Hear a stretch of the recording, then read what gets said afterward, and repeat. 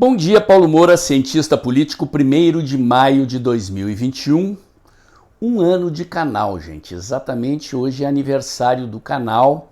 E para comemorar o Dia do Trabalho, eu vou fazer um vídeo aqui daqueles longuinhos, mais coxudos, mais parrudos, para vocês assistirem no fim de semana e se animarem a fazer um Pix bem generoso para o canal, ok? Se vocês forem percorrer o canal aí lá no início, vão encontrar alguns vídeos antigos da época que eu participei das manifestações do impeachment da Dilma, mas com este conceito e com esta cara, o canal tem exatamente um ano e vamos combinar, se vocês estão gostando, o canal merece um presentinho de aniversário, um Pix generoso. Virou o mês, se você já doou o mês passado, acostume-se a pingar todo mês um trocadinho aqui no canal. Se você já doou, muito obrigado. Se não doou ainda, sempre é tempo. O Pix é de graça, não tem taxa bancária e você pode depositar a qualquer momento do dia ou da noite, ok? Lembre-se também de se inscrever no meu canal do Telegram, o Dextra by Paulo Moura. Lá eu posto diariamente os links das notícias e análises do meu site, o dextra.jor.br, e logo cedinho da manhã os links dos vídeos que eu posto aqui no canal. Vamos lá, gente. Em primeiro lugar, alguns aqui que já viram outro vídeo que eu fiz aqui no canal sobre as teorias marxistas de tomada do poder, já me ouviram falar de parte do que eu estou falando aqui. Se você não viu este outro vídeo, vou botar o link aqui em cima, você dá uma olhadinha depois, ele é parente desse vídeo aqui, ok? Muito bem. O marxismo nasceu no século XIX, o período do apogeu da Revolução Industrial e da Revolução Científica. As descobertas científicas empolgavam o mundo e todo mundo gostava de se autoatribuir caráter científico às suas teorias e com os marxistas não foi diferente. Porque Marx e os marxistas atribuíam caráter científico à sua teoria da Revolução Socialista, que é o materialismo histórico ou o materialismo dialético, como eles chamavam. Porque as revoluções acontecidas nos séculos anteriores, na verdade, a Revolução Gloriosa na Inglaterra, a Revolução Francesa, a independência dos Estados Unidos, que foi uma revolução armada contra o domínio britânico, aconteciam de forma relativamente espontânea, sem planejamento, sem partido. E os marxistas então defenderam a ideia de que a revolução deveria obedecer um plano, seguir um método e ser promovida por um partido revolucionário. O fundamento desse estudo que Marx e os marxistas fizeram das revoluções do passado partia do pressuposto de que, como a transição do feudalismo para o capitalismo passou pelo período do absolutismo, um período transitório que durou pouco tempo, em que os monarcas assumiram poderes totais para unificar as fronteiras dos estados europeus, estimular a revolução comercial e consolidar o capitalismo, a transição do capitalismo para o comunismo também seria através de um período chamado de socialismo. Para Marx, não seria possível ir do capitalismo ao comunismo sem escalas. Portanto, seria necessário constituir um período transitório, que Marx nunca disse quanto tempo ia durar, no qual o Partido Socialista tomaria o poder, desapropriaria as grandes propriedades, conviveria-se nesse período com pequenas propriedades, propriedades cooperativadas, e dessa forma os socialistas então iriam distribuindo a riqueza da sociedade até que as desigualdades desaparecessem e chegasse então no que eles entendiam ser o paraíso comunista, uma sociedade supostamente igualitária, na qual nós viveríamos o fim da história. Por que o fim da história? Porque para Marx e os marxistas a história é a história da luta de classes, das classes sociais pela distribuição da riqueza da sociedade. Então, como os socialistas teriam supostamente redistribuído toda a riqueza e acabado com as desigualdades, nós viveríamos numa sociedade idealizada de fartura, em que nada faltaria para as pessoas, em que não haveria mais desigualdades, consequentemente não haveria necessidade da luta de classes. Esse é o fundamento da teoria, essa é a utopia marxista, e a partir dali eles passam a defender então que para conduzir este processo e instaurar a ditadura de classe, a ditadura do proletariado, que que vigoraria nesse período de transição o socialista, os marxistas precisavam construir um partido revolucionário da classe trabalhadora. Por que construir um partido revolucionário? Porque para Marx e os marxistas, a classe trabalhadora, o operariado principalmente, é revolucionário sem saber por quê. De fato, Marx atribui ao proletariado a condição de classe revolucionária, assim como a burguesia foi a classe revolucionária que fez a transição do feudalismo para o capitalismo, porque os operários não teriam propriedade privada. A única propriedade dos operários seria a sua força de trabalho e, por essa razão, eles seriam os principais interessados em desapropriar tudo que pertencia às outras pessoas, à burguesia, e distribuir a riqueza igualitariamente na sociedade. Mas o proletariado, como diziam os marxistas então, não sabe disso. Ele precisa ser conscientizado de fora para dentro e essa é a missão do partido.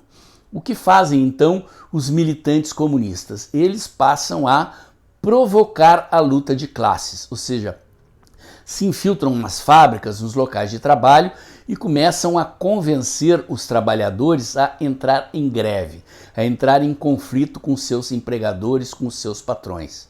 Este conflito, que é um conflito de natureza sindical, buscando melhorias salariais, para Marx, confere ao trabalhador a consciência de classe em si, ou seja, ao aderir à luta sindical, ao lutar por melhores salários, melhores condições de trabalho, o trabalhador se organiza num sindicato e passa a enfrentar os seus patrões.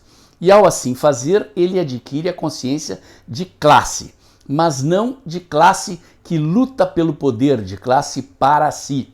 Ele adquire a consciência de classe em si, dizia Marx, ou seja, ele percebe que pertence a uma classe diferente da classe dos patrões, mas ele ainda não percebe que a única maneira dele superar a sua condição desfavorável na sociedade é partindo para a luta política, daí a necessidade do partido. Então, os comunistas, além de se infiltrarem nas fábricas e nos sindicatos e insuflarem as greves, eles passam a cooptar, a convidar os trabalhadores mais exacerbados nos conflitos com os patrões para participar do partido.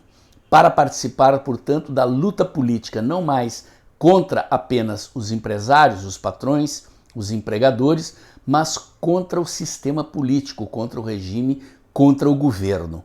Ao se envolverem, então, na luta política, os trabalhadores adquirem a consciência de classe para si, ou seja, de uma classe que luta pelo poder político e pela instauração do socialismo, de um regime socialista que exproprie a propriedade privada e permita, portanto, a distribuição da riqueza, o fim da desigualdade e blá blá blá, tudo aquilo que os marxistas pregam.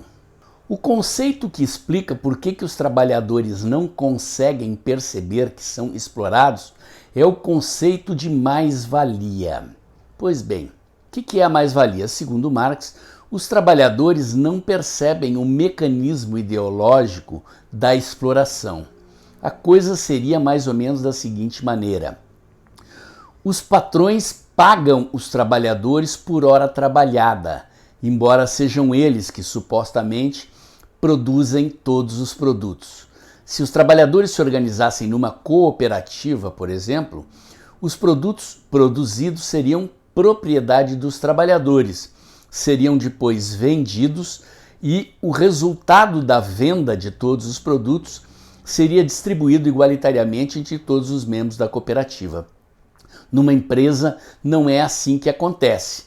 O empresário contrata o trabalhador pelas horas trabalhadas e ele trabalha ali na linha de montagem, executando uma parte das tarefas, e as partes combinadas das tarefas de produção exercida por diversos trabalhadores na esteira industrial resulta num produto que, ao final da jornada de trabalho, pertence ao dono da fábrica.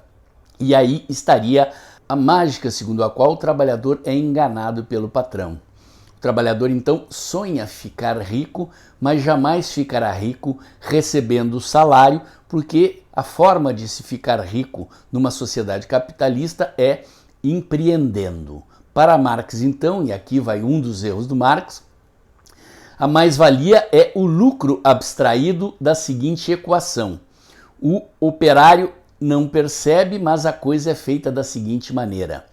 O patrão, o empresário, o dono da fábrica, da linha de produção, calcula quantas horas de trabalho o trabalhador precisa para produzir aquele determinado produto, bota uma taxa de lucro em cima, vende o produto, paga a hora de trabalho e se apropria do lucro, que na visão do Marx seria de fato dos trabalhadores. Aqui vai um dos primeiros erros do Marx, né? Primeiro porque os capitalistas não calculam o preço, não definem o preço dos produtos dessa forma. Na verdade, o preço é uma abstração. Cada um de nós paga pelos produtos aquilo que acha que vale. Por exemplo, pegar o exemplo de um carro. Qual é a finalidade de um carro? É deslocar as pessoas de um lado para outro. Nesse sentido, se você tiver 4 rodas, um motor e assentos, você se desloca para um lado para o outro. Por que uma pessoa, então, prefere comprar ou deseja comprar um Mercedes-Benz, um BMW ou uma Ferrari?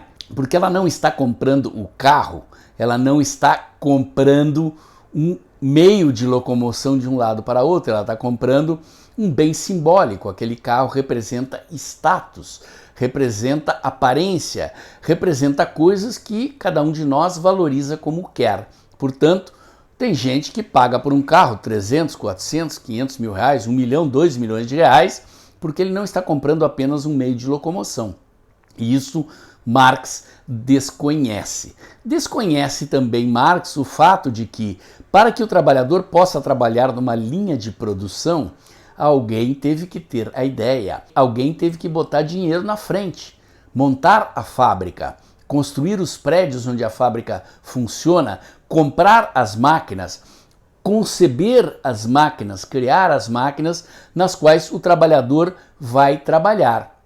E considerando horas de trabalho aplicadas numa empresa, muitas vezes o empresário é aquele que chega primeiro e sai por último, que dá o exemplo e que vive toda a tortura que é, imaginem no Brasil então, toda a tortura que é tocar um negócio, garantir que as pessoas trabalhem, que tenham relativo grau de satisfação no trabalho, que recebam um salário justo, porque a remuneração do empreendedor, ou seja, daquele cara que investe na frente, que tem a ideia, que monta o negócio, tem que ser remunerada pelo lucro. Caso contrário, ele não se motiva a se movimentar. A ambição do empreendedor é sempre maior do que alguém que pensa apenas em viver de um simples salário. Então, este é um dos furos da teoria marxista. O trabalhador dessa forma, então, ele é alienado do resultado do seu trabalho. Alienado significa o quê? O resultado do trabalho é o produto completo, como ele trabalha para produzir um produto completo e no final da jornada de trabalho não é dono daquele produto, o trabalhador então seria alienado do resultado do seu trabalho. Muita gente usa incorretamente esse conceito de alienação, né? Chama você aí um alienado. Por que você é um alienado? Ah, porque você não tem consciência social, não tem consciência política. O termo alienado usado por Marx não é usado neste sentido, né? O termo que ele usa para falar desta mágica que faria com que o trabalhador não perceba que é explorado é o conceito de ideologia. Ideologia, então, é uma construção imaginária que o capitalismo faz. Esta mágica que faz com que os patrões supostamente explorem os seus trabalhadores e se apropriem de um lucro que, na visão dos comunistas, deveria ser do trabalhador e não daquele cara que teve a ideia, botou o dinheiro na frente, construiu a fábrica, criou todas as condições para aquelas pessoas terem um emprego. Emprego que não teriam se não existisse o empreendedor. Portanto, esse conceito de exploração é muito relativo e questionável. Sem empreendedores, sem empresas, não haveria empregos. não haveria capitalismo, não haveria a prosperidade que nós temos hoje. Sim, existe miséria, existe pobreza, mas se nós formos comparar a qualidade de vida da população hoje, a longevidade, as condições de saúde pública, o número de pessoas alfabetizadas e com mais cultura existentes na sociedade atual, comparado com a sociedade feudal ou primitiva, certamente veremos que a sociedade evoluiu.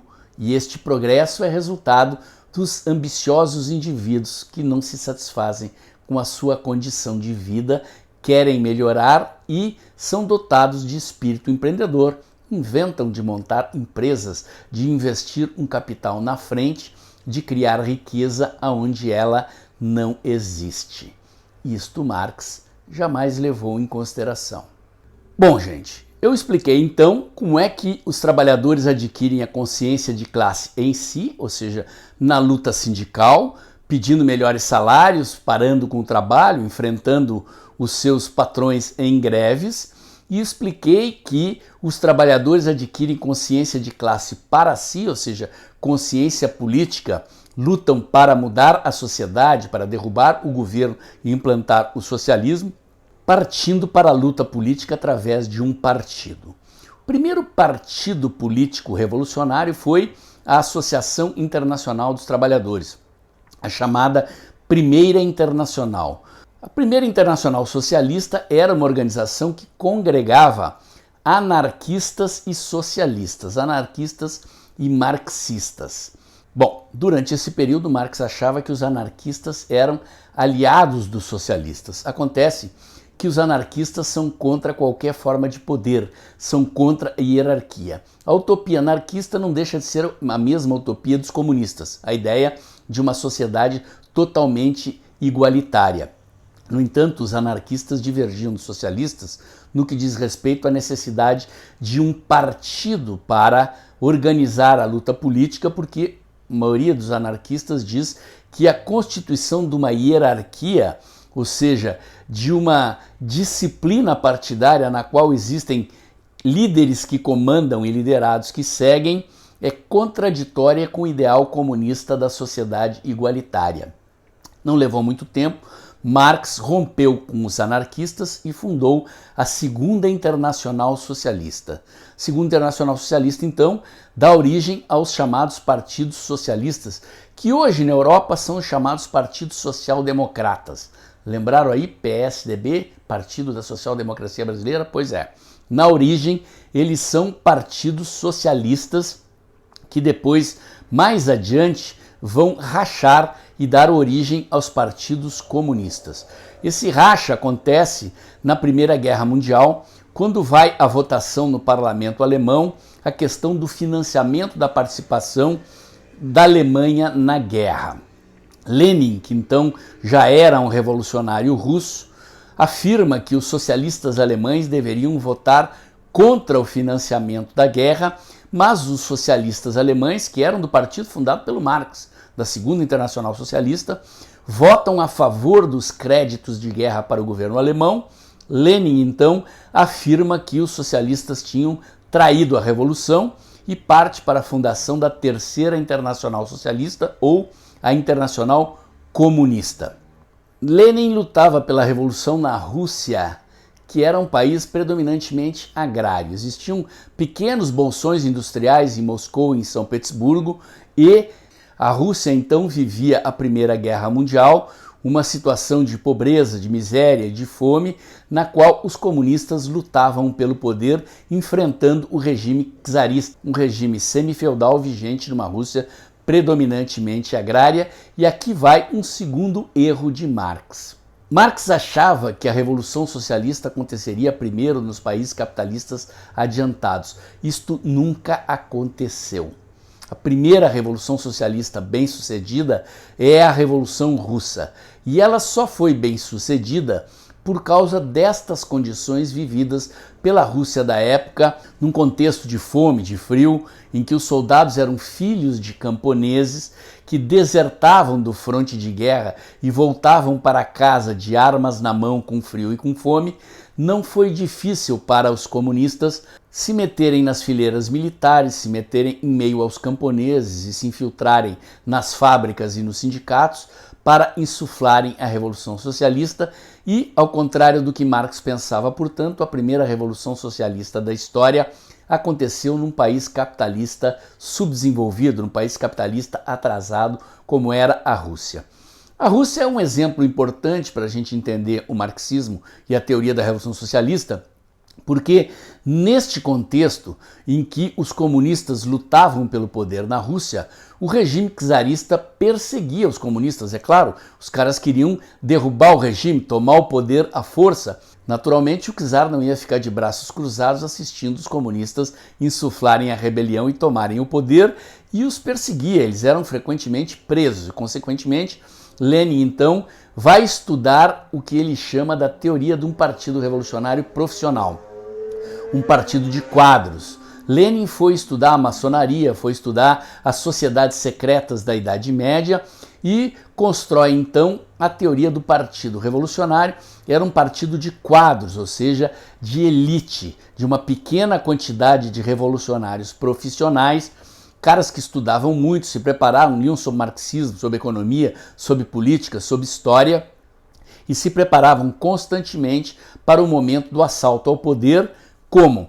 Eles se infiltravam nas fileiras militares, se infiltravam no meio dos camponeses, se infiltravam nas fábricas e insuflavam as greves, e a ideia era, dentro da teoria marxista, produzir uma greve geral na qual eles ocupassem todas as fábricas, toda a estrutura produtiva do país para tomar o poder de assalto. Para isso, Lenin concebeu então a ideia dos soviets, dos conselhos operários.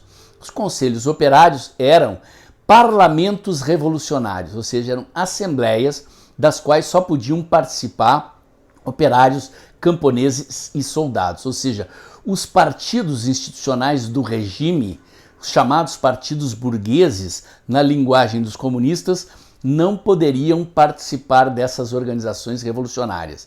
Então, além de fazer as greves, além de fazer as rebeliões camponesas, além de insuflar a insubordinação dos soldados contra a hierarquia militar, eles iam construindo estas assembleias das quais participavam operários, camponeses e soldados, como eu disse. Era uma espécie de poder paralelo.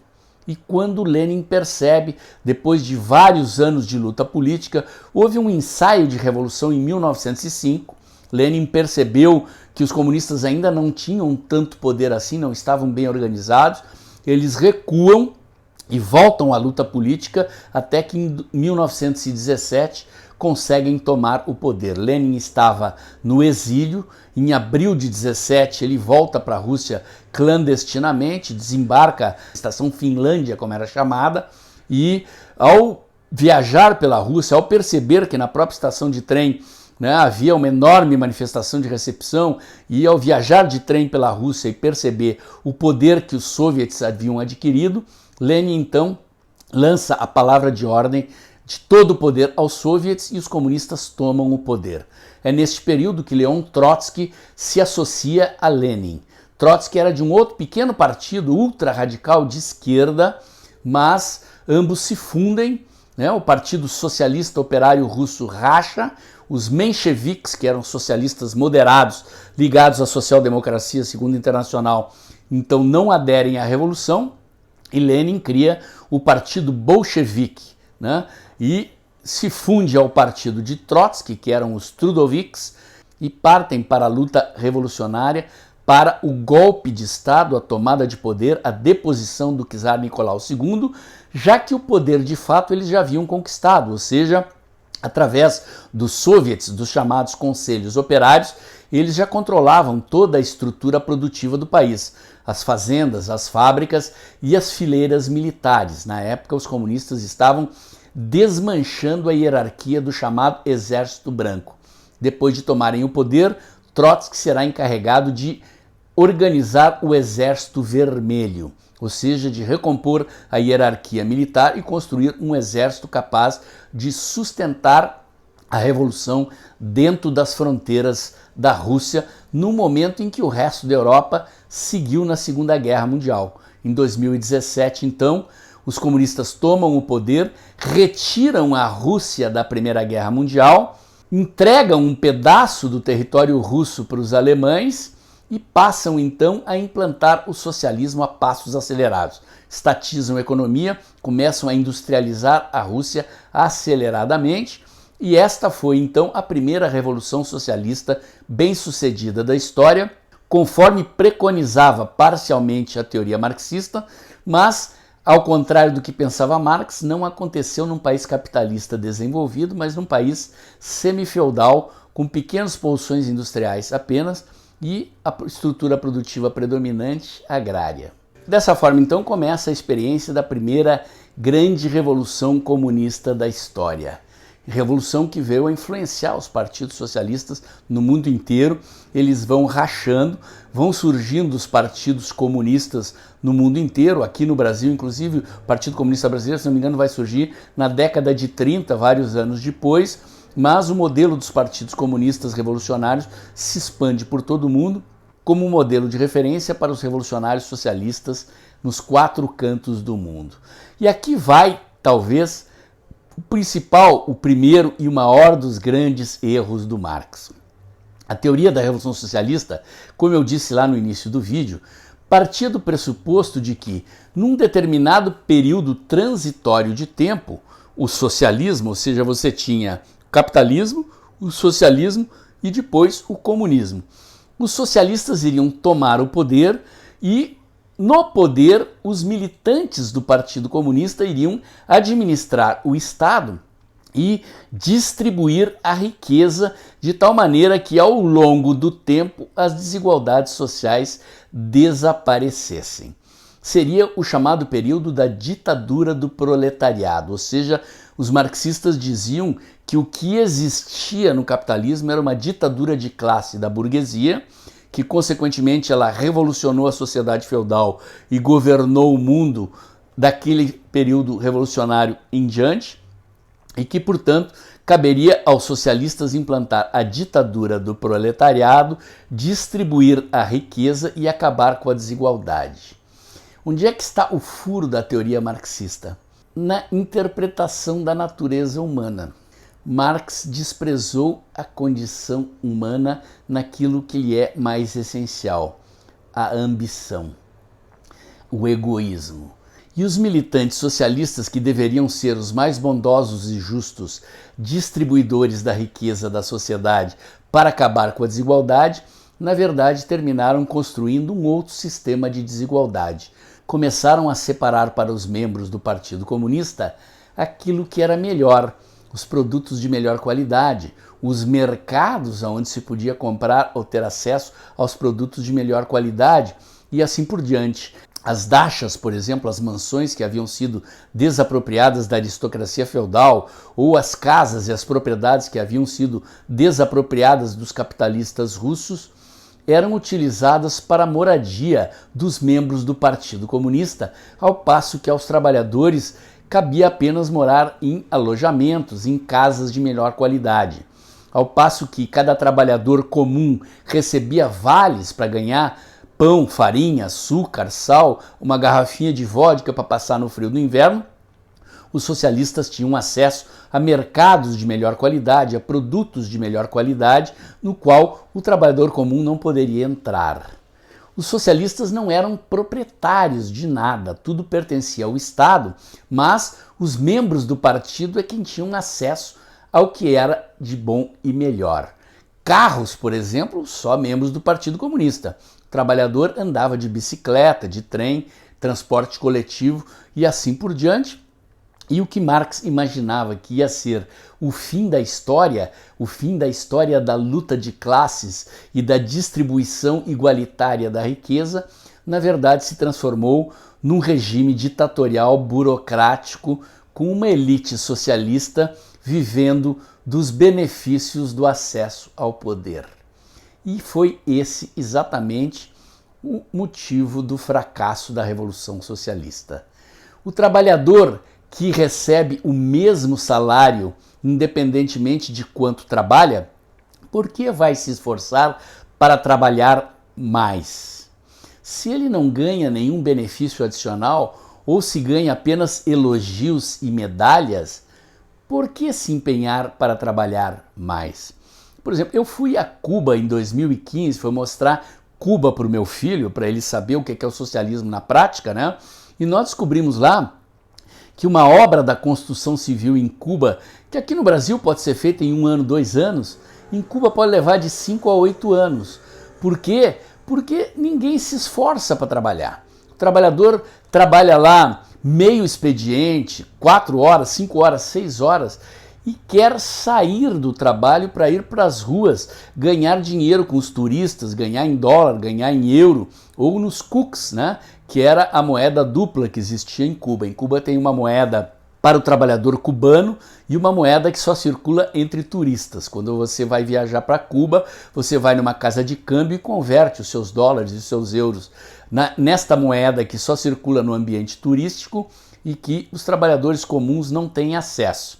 Se você anda pelos quarteirões das mansões, né, que eram pertencentes à antiga elite cubana, onde funcionam em geral as embaixadas, ali moram os membros do Partido Comunista, enquanto os comuns trabalhadores do povo cubano vivem em casas dos anos 40, dos anos 50, caindo aos pedaços, dormindo amontoados, várias famílias sobre o mesmo teto, razão pela qual Cuba é uma ilha tropical, é calor. O cubano passa a maior parte do tempo caminhando pelas ruas, só volta para casa de noite para dormir e anda muito a pé porque o transporte coletivo é um inferno. Os comunistas dizem que a culpa de tudo isso é do bloqueio capitalista, do bloqueio dos Estados Unidos. Não é verdade, porque a Rússia faliu pelas mesmas razões. No início da Revolução Comunista, o Partido Comunista estatizou tudo e começou a industrializar a Rússia a toque de caixa. Houve, de fato, um período inicial de crescimento econômico, de pujança e de desenvolvimento, mas, ao longo do tempo, essa estrutura burocrática de gestão, sem estímulo à produtividade, sem que as pessoas pudessem dar vazão ao seu desejo de ter mais, de produzir mais, de lucrar com o resultado do seu trabalho, faliu, se transformou numa ditadura, num paraíso burocrático em que as pessoas passaram a empobrecer e a desejar o fim do comunismo, razão pela qual em 1989 desaba o Muro de Berlim e em 1991 desaba o regime soviético como um tigre de papel. À exceção da Romênia, um ou outro daqueles países da Europa do Leste, que só viraram socialistas porque os russos invadiram, expulsando os nazistas na Segunda Guerra, ou seja, nenhum desses países teve revolução socialista, o regime desabou porque o povo não aguentava mais, ok? Então, gente, essa é a história do fracasso do socialismo, do fracasso da teoria comunista, que começou errada nos seus fundamentos e terminou errada na sua aplicação. Ok? Gostou? Aprendeu alguma coisa nova que não conhecia sobre os fundamentos do marxismo e dos seus erros históricos? Então, gente, faz um pix aí, ajuda o canal. Vamos expandir esse vídeo, é Dia do Trabalhador, 1º de maio. Vamos atazanar a vida dos comunistas e fazer este vídeo chegar o mais longe possível. Se você já contribuiu, meu muito obrigado. Se você não contribuiu, sempre é tempo. Lembre-se também, inscreva-se no meu canal do Telegram. E se gostou, curte, comenta, compartilha, bota o dedãozinho aí, aperta o sininho para o YouTube avisar você quando tem vídeo novo no canal. Inscreva-se no meu canal do YouTube e era isso por hoje. Até o próximo vídeo.